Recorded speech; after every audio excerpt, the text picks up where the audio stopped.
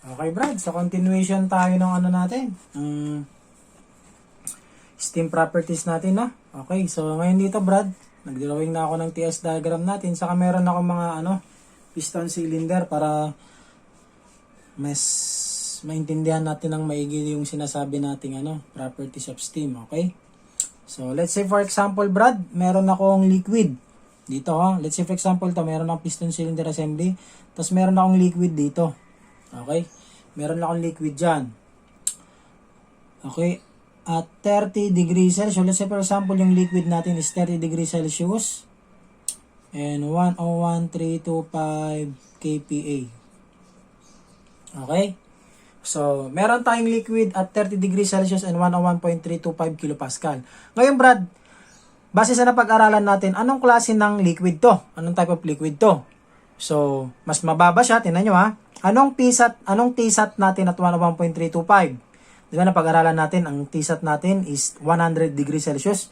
Eh, ang given is 30 degrees Celsius. So, mas mababa siya kasi sa Tsat ng given pressure. So, ang tawag natin sa kanya is subcooled liquid. Okay? Subcooled liquid. Nung nakaraan, napag-aralan na natin din sa TS diagram, saan banda yung subcooled region natin? Subcooled region natin, andito siya. Tama ba? So, let's say for example, sa temperature, entropy, let's say for example, andito yung 30 degrees Celsius natin. Okay? So, andito yung natin, subcooled region natin. So, sabihin natin dito siya. Ayan. Ayan, yung 30 degrees Celsius natin. Ngayon, Brad, ang gagawin natin, mag-insert tayo ng init, no? Maglagay tayo ng init, mag-add tayo ng init. Yan, heat. Okay? Ngayon, Brad, yung init na dinagdag natin, okay? Pagka nagdagdag tayo ng init, therefore, Brad, tataas yung natin, yung temperature ng tubig natin. Pero yung pressure natin, same pa rin. Okay? Ha? Yung temperature ng natin, liquid natin, tataas. Pero yung pressure natin, same pa rin. Kasi ang natin dito is constant pressure tayo, 101.325. So, let's say for example, nagdagdag tayo ng init. Ngayon, Brad, nung nagdagdag tayo ng init, yung temperature ng ang ating ngayon, Brad, ng liquid natin ngayon, Brad, naging 100 degree Celsius and 101.325 kilopascal. Okay? Pansinin nyo, Brad, may pagbabago sa temperature nila, no? Pero yung phase nila, Brad, liquid pa rin to, Brad, ha? Liquid. Pero dito, pagdating dito, liquid pa rin siya. No? Ngayon, Brad, nagbago lang yung temperature nila. Ngayon, anong klaseng init yung dinagdag natin? Ang tawag natin sa kanya ngayon, Brad, is sensible heat. Bakit? Kasi pag sinabi natin heat, sensible heat, Brad, yun yung heat na nagkakos ng change in temperature from 30 naging 100, pero yung phase niya, same pa rin. Ibig sabihin, liquid dito, liquid pa rin siya. Kasi at 100, kasi ang at 100 degrees Celsius, ang Psat mo is 101.325. Tama ba? Therefore, Brad, itong natin dito is saturated liquid. Ha? Kasi at 101.325, anong Tsat niya? 100. Okay? So, ngayon, Brad, pag i-graph natin yan, pag-i-graph natin yung natin, yung 100 at 101.325, saturated liquid siya, Brad, di ba? Di ba itong natin, TS diagram natin, sabi natin, andito yung part ng saturated liquid dito sa part na to. Therefore, TS, yung entropy, nagdagdag tayo ng init, syempre, tataas yan. Ganun din yung temperature, tataas din. Let's say for example, andito yung 100 natin. Ha? Andito yung 100 natin, degree Celsius. Okay. So ngayon, Brad, akit ngayon to, Brad, yung line natin at constant pressure. Pupunta ngayon siya dito, Brad. Ha?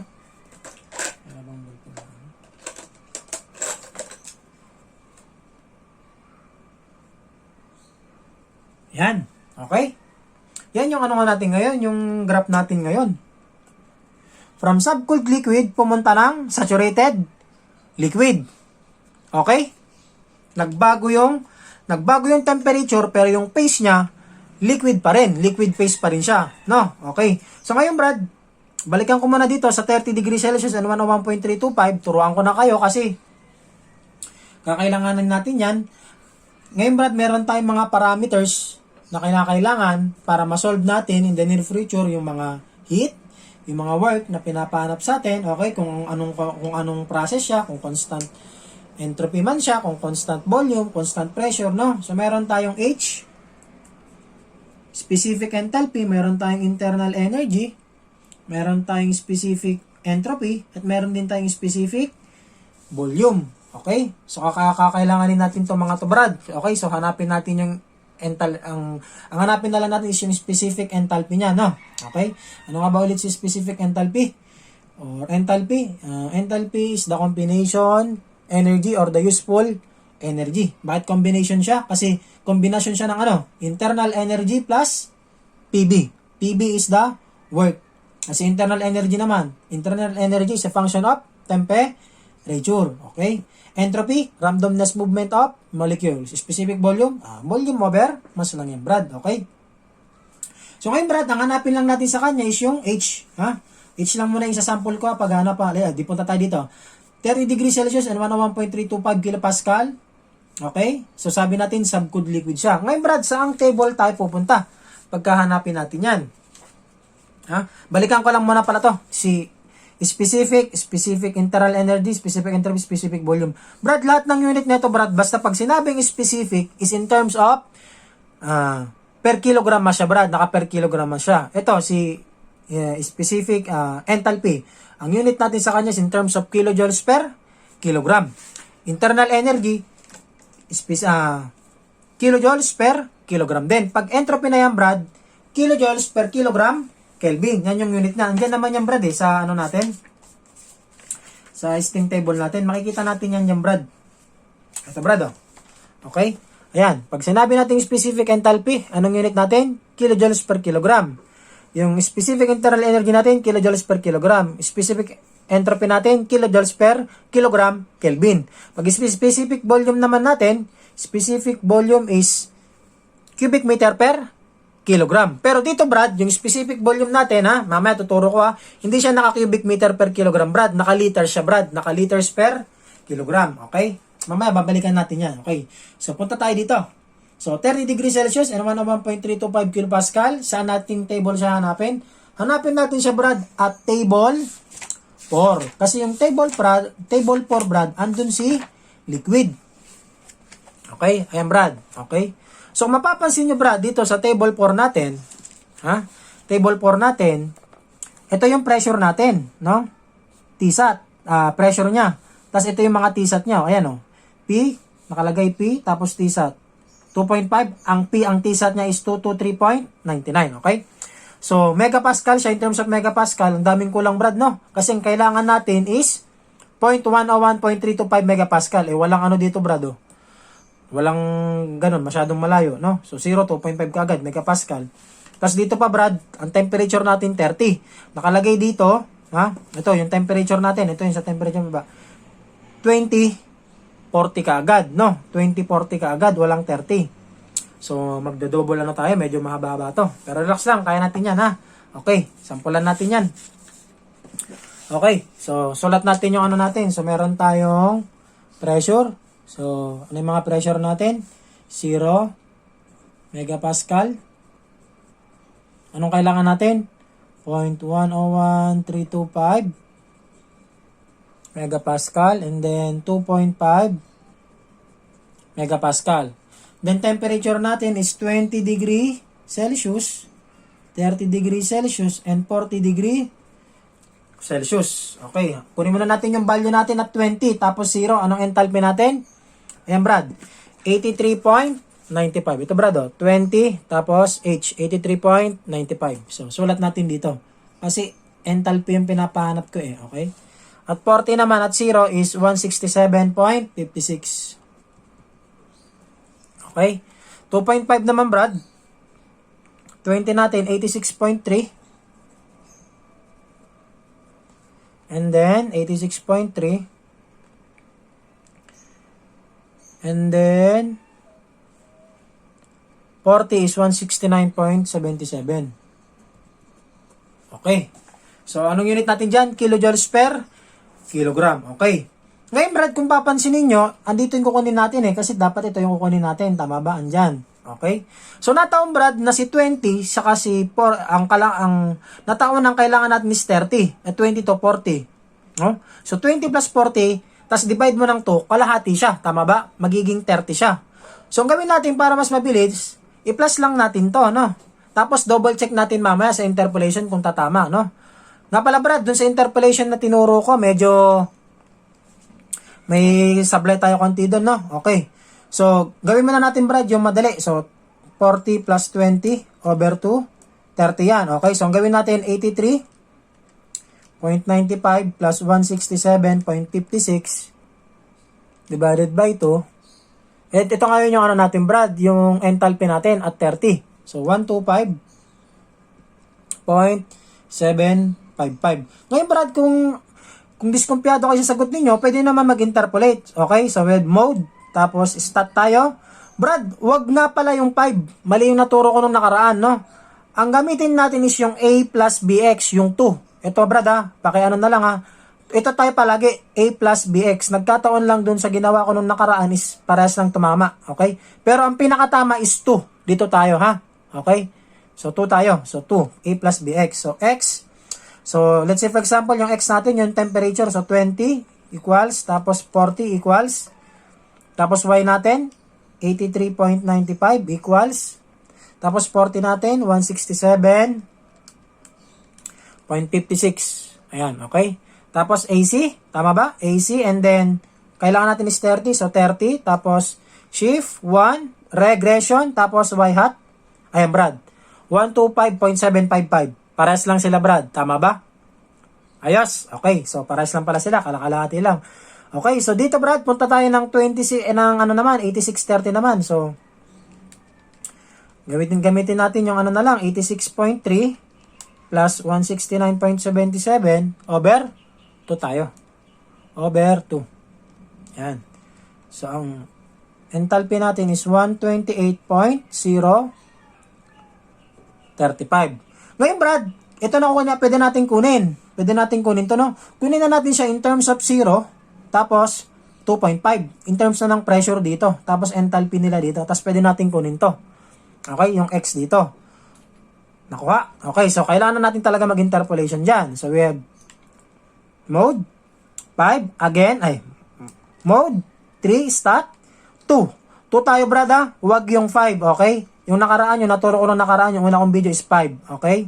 Nagkataon lang na tumama din sila. Pero ang pinakatama is 2. Nakuha, 2. So, input natin si 0. Kasi sa pressure tayo, ito yung basa natin, 0. Tapos ito, 2.5. So, 2.5. Tama ba? Ngayon, ang enthalpy natin is 125.755. Ayan, Brad, 0, 125.755. Equals, tapos dito naman, 128.035. Ayan, 128.035. AC. And then, type natin to, 0.101325. Kasi yan yung hinahanap natin, yung value natin dyan. Tapos, shift, 1, 5, regression, and Y hat. Ayan. So, ang enthalpy natin at 0.101325 is 125.847 kilojoules per kilogram. Okay? So, pagbabalik tayo dito, ang enthalpy natin dito is what? Dito, sa point na to is 125.847 kilojoules per kilogram. Medyo nadalian tayo doon kasi ito kasi kalahati lang. Pero pag halimbawa, 25 yan, ay huwag mong i-apply yung plus, Brad. Kailan talaga mag-interpolate ka dyan. Magdo-double interpolation tayo. Okay? So, sana huwag niyong kalimutan yung mga tinuturo ko. Okay? Okay, so nakuha na natin yung enthalpy natin dyan. Tama ba? Ito yung enthalpy natin dito, nakuha na natin. Okay? So, sabi natin, nagdagdag tayo ng init. Anong init yung dinagdag natin? Sensible heat. Kasi nagbago yung temperatura, pero yung phase niya, liquid pa rin. Tama ba? Kasi sabi natin no, sa natin, andito si critical point. Tama ba? Andito yung critical point natin. Andito si CP natin, critical point. Si critical point natin, hinahati niya sa dalawang parte yung natin. Yung curve natin, meron tayong, andito, meron dito? Saturated liquid line. Ito ay saturated vapor line. Okay? Dito Brad, ang subscript natin dito sa saturated liquid line natin is what? F. Okay? Dito naman sa saturated vapor line natin is G. Okay? Subscript G. Subcooled region. At dito naman is yung superheated region. Okay? So balik tayo dito Brad, no? Nagdagdag na tayo ng init dito. Naging 100 Ngayon Brad, punta tayo dito. Okay? Magdagdag ulit tayo ng init dito Brad. Nung nagdagdag tayo ng init dito, Brad, at 100 degrees Celsius and 101.325 kilopascal, anong nangyari ngayon, Brad? Ang nangyari ngayon, Brad, is meron pa rin natirang liquid. Meron pa rin tayong saturated liquid. Pero yung iba, naging vapor na. Okay? Naging saturated vapor na yung iba. Diyan ngayon papasok, Brad, yung tinatawag natin na na saturated liquid and saturated vapor. Diyan ngayon papasok yung diyan ngayon papasok yung tinatawag natin na wet region. Dito siya. Tumigil siya dito. Yan. Okay? So, straight lang siya. So, at anong temperature niya? 100 degrees Celsius pa rin. Okay? And 101.325 kilo Pascal. Sir, ba't di nagbabago yung pressure mo? Kasi Brad, naka-constant pressure tayo. Yun yung assumption natin. Naka-constant pressure tayo, okay? So ngayon Brad, nung nagdagdag tayo ng init, hindi nagbago yung temperature. Tama ba? Pero dito Brad, nagbago yung temperature. Kasi ang init na dinagdag natin dito is sensible heat. Ngayon dito Brad, yung init na dinagdag natin dito, kaya yung phase natin, is tatawagin nating latent heat, QL. Ano si latent heat, Brad? Si latent heat, Brad, yung may pagbabago sa phase ng liquid. Yun yung may pagbabago sa phase ng liquid natin, pero walang pagbabago sa temperature. Nakuha ba? Kasi 100 pa din. Nakuha ba? Okay? So, ito, meron na tayong saturated vapor dito. Saturated vapor. Meron din tayong saturated liquid. Tama ba? Meron tayong saturated liquid dyan. Meron din tayong saturated vapor. Or, ang other term natin sa kanya, ang tawag natin sa kanya is wet vapor. Nandito siya ngayon, Brad. Okay? Yung wet vapor natin, nandyan ngayon siya. Ngayon, Brad, balik ulit tayo dito sa di ba ito, nakuha na natin enthalpy natin. Balikan muna natin to, no?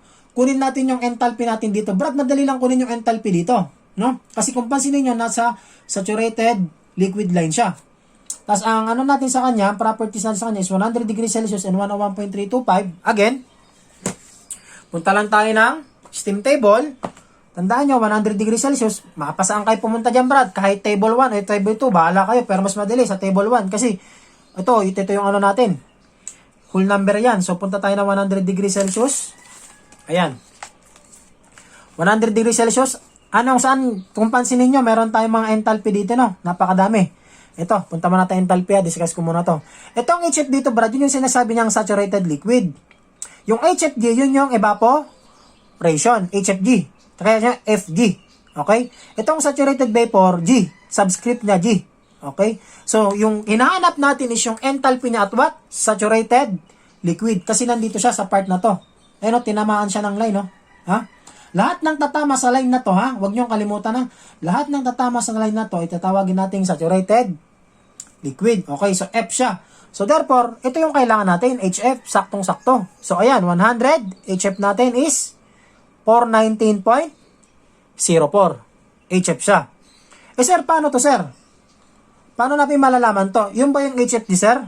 Hindi yan yung Brad, Si FG, Brad, yan yung nagre-represents ng may change sa evaporation. Okay? So, dito, Brad, i-discuss ko sa susunod na video ko yung tamang pagkuha ng enthalpy dito. Pero sa ngayon, ito muna yung may i-discuss ko sa kanya. Okay? So, sabi natin, nandito yung natin, yung wet vapor natin, wherein, nandito yung wet region natin sa part na to. Ito yung wet region natin ngayon, Brad, ha? Ito yung wet region natin, Sa wet region natin na yan, Brad, meron tayong tinatawag dyan na quality saka moisture. Pag sinabi nating moisture, nagre-represent siya ng Y. Moisture yan.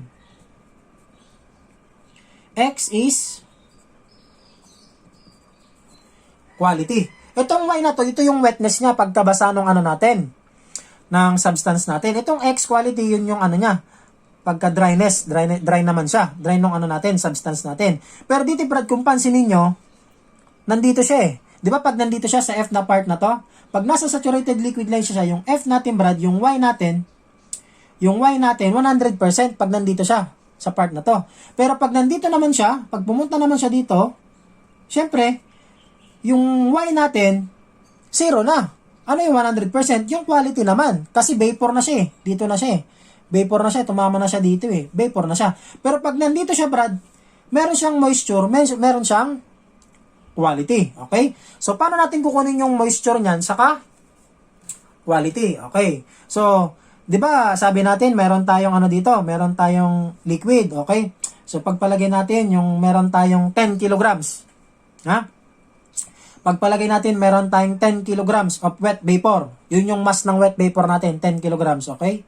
So, meron tayong mass ng vapor. So, yung M natin, sabihin natin 10 kilograms. Okay? 10 kilograms. Ngayon, Brad, hanapin natin yung quality niya saka moisture. Eh, sabi dito, para makuha natin yung quality niya, saka yung moisture niya, okay? So, ang gawin natin, meron tayong formula, .x pala, quality muna tayo, .x is equal to the mass of vapor, mg, over mass ng wet vapor natin. Ano to si ano? Ano to si mg?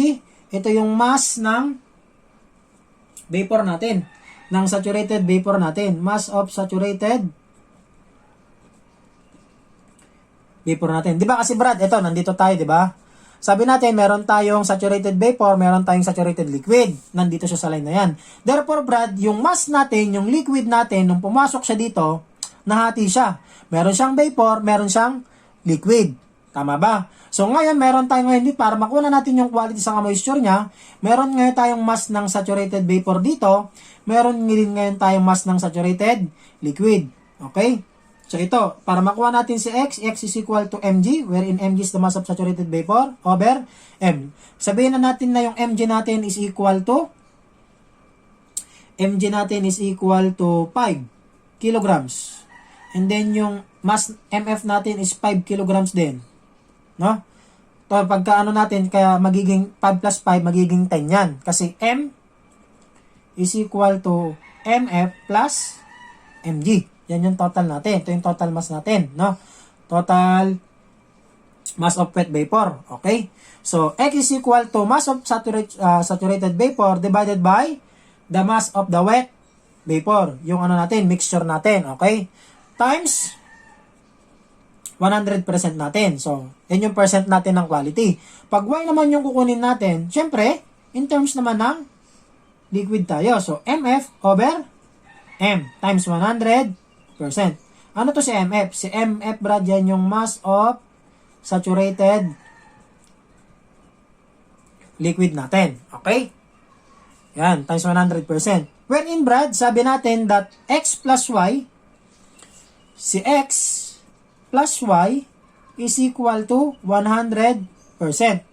Pagka, in terms of percent to. Okay? Pag in terms ng decimal siya, X plus Y is equal to 1. Decimal naman siya. Kaya kung pinapahanap man si quality or moisture, Brad, kahit isa lang hanapin mo. Kasi pag nahanap mo si quality, pwede mong sabihin, sabi natin, X plus Y is equal to 1. So, pwede natin sabihin 1, let's say Y is equal to 1 minus X. Or simply, X is equal to 1 minus Y. So, kahit isa lang yung hanapin natin. May iba pa bang paraan para makuha si quality sa kasi moisture? Kasi baka mamaya, sir, hindi given yung yung mass ng wet vapor. Anong given? In terms siya ng mga enthalpy, specific internal energy, specific volume, baka in terms siya ng ganon. Pwede pa nating makuha yung quality, Brad. Ituturo ko yon sa next na video natin, okay? So, for now, ito muna tayo in terms of mass ng wet vapor natin, okay? Nakuha ba, Brad? Okay. So, ngayon, Brad, dito ulit, balik tayo dito, QS, nagdagdag tayo sensible heat, may pagbabago ng phase, walang pagbabago ng phase, may pagbabago ng temperature, naging 30 to 100. Ito naman, latent heat, 100, same pa rin ang temperature, pero ano siya? From saturated liquid, nagbabago na siya, naging saturated vapor na siya. Okay? So ngayon, Brad, magdagdag ulit tayo ng init dito. Yan. Ha? Yung init ngayon yung init natin ngayon na dinagdag dyan, latent heat pa rin. Okay? Latent heat pa rin. Kasi bakit? Ngayon, Brad, kasi yung temperature natin naging 100 degrees Celsius pa rin, pero yung phase natin, naging saturated vapor na siya, Brad. Diba, ano sabi natin kay latent heat? May pagbabago sa phase, pero sa temperature, wala. Same pa rin. Okay? Same pa rin sila ng temperature. Pero, Brad, yung phase niya naging saturated vapor na siya. So, kung titingnan natin dito sa TS diagram natin, papunta na siya dito. Tama ba? Ayan o. 100 pa din. No? 100 pa din. From 30, pumunta ng 100, pa ganon. Tapos naging ganito, saturated vapor, wet vapor, nandito siya sa wet region. Tapos nagdagdag ulit tayo ng init, latent heat. Walang pagbabago sa temperature, pero yung phase niya naging vapor na siya. Paano natin kukunin ngayon yung enthalpy niyang, Brad? At vapor, dito, G. Puta na, Brad. Dito, Brad, saturated liquid, HF tayo, 100. Ngayon, Brad, nasan siya? G. Therefore, kunin natin. HG naman tayo ngayon, Brad. Ayun, HG, 100. Ayan siya ngayon, Brad, yung HG natin. 2676.1. Okay, yan yung enthalpy natin, Brad. Okay. So, ngayon, Brad, para makapagpunta tayo, magdagdag ulit tayo ng init, Brad. Init ulit, Init lang ng init. Anong klaseng, nagdagdag lang tayong init, Brad. Pero yung init na dinadagdag natin, meron tayong tinatawag na sensible, saka latent. Okay, so may init pa rin dyan. Ngayon, Brad, anong init na yung, Brad? Yung init ngayon, Brad, na idadagdag natin dito, ay tatawagin ulit nating sensible heat. Bakit? Kasi, Brad, yung sensible heat natin ngayon, Brad, sabi natin may magbabago sa temperatura. Sabihin na natin naging 120 degrees Celsius siya and 101.325 kilo Pascal. Kaya kung pansinin nyo, Brad, unti-unting umaangat yung yung piston natin, Brad. Tingnan nyo, umangat to. Umaangat yung piston natin kasi magpo-produce na siya ng work, diba? So kailangan nating painitin ng sobrang init yung steam natin para makapag-produce siya ng work. Okay, so eto, Brad, na siya ngayon. Ngayon, Brad, anong phase nung substance natin? Siyempre, sensible heat to. Ano sabi natin sensible heat? Walang pagbabago sa phase, pero yung sa temperature may pagbabago. Therefore, vapor pa rin siya. Pero ang tawag natin sa kanya ngayon is super heated vapor. Paano natin sinabing superheated vapor? Superheated vapor kasi, tignan nyo yung temperature, 120. Ano yung given pressure? 101.325. Anong Tsat at 101.325? 100. Ano yung given pressure, given temperature? 120. Therefore, superheated vapor siya. Okay? Saan natin siya hanapin? Table 3. Kasi vapor na siya. Yan. Kaya kung pansinin nyo, Brad, pagdating sa table 3, Brad, pagdating sa table 3, tingnan nyo, Brad, may mga UF pa ba dyan? UFG, UG? Wala na, Brad. Kasi nga, nandito na siya, Brad, From 120, from 100, sabi natin nandito si 120, no? Umakyat siya na siya dito, Brad, sa region natin na to. At constant what? At constant pressure, no? Umakyat siya dyan. Wherein, sabi natin, dito sa region na to, nandito yung superheated region natin. Kaya wala nang ano dyan, Brad, wala nang G, wala nang F. Ganon din dito sa liquid natin, walang F, walang G, walang FG. Ito lang may F, FG saka G, nandito lang siya. Pagdating dito sa superheated region natin, wala nang F saka G. Tayo pansin niyo, enthalpy, internal energy, entropy na lang saka yan, saka specific volume. Ha? So kung pupunta tayo, anak ng takwa, so punta tayo ng 101.325. So, in term kilopascal yan, in terms of megapascal, that is 0.101. Wala na naman, Brad. Ang meron tayo is 0.10, 0.11. Tapos, anong natin? Anong temperature natin? 120. So, nandito, meron tayong 120. So, interpolation na naman tayo, ha? Interpolation na naman tayo. So, again, we have 0.10 megapascal. Gusto natin kunin is 0.101. 325 megapascal, tapos 0.11 megapascal. Okay, tapos at what temperature? 100 degree Celsius. Okay, anong enthalpy natin at 0.10 megapascal? 120.10. Oops, enthalpy natin 2716.16. 2716.6. Okay? Tapos, at 0.11 at 120, anong enthalpy natin? Uy, umurong. So, pangatlo, 2715.6. 2715.6. Tama ba? 2715.6. 0.11 megapascal is 2715.6. 2715.6. Yan. Okay. 120, 271. Enthalpy, 27156. Okay. So, kunin natin siya ngayon. Interpolation tayo. Again, mode, stat, tapos 2, ha? 2. 2 tayo. 2. So, we have x, 0.10, and then 0.11. Tapos y natin is 2716.6. And then the 2715.6. Yan, okay. 2716, 2715.6. Okay. So, AC tayo. Tapos, 0.101325. Shape, 1. Regression, y hat. Ayan. So, para magkaano lang, no? So, we have 2716467.5. So, yan yung ngayon, Brad, yung enthalpy natin at what? At 120 degrees Celsius and 101.325 kilopascal. Ito siya, Brad. Okay? Yan yung enthalpy natin. Okay? So, dyan nagtatapos yung ano ko, Brad. Yung lecture ko ngayon. Para sa ano natin. Sana may natutunan kayo. May continuation pa to, Brad. Kasi meron pa tayo dito. Yung dito nga, ipapaliwanag ko. Yung pagkuha ng enthalpy dito. Specific volume. Saka, specific entropy. Okay? Sana, Brad, may natutunan kayo, no? Okay? See you guys on my next video.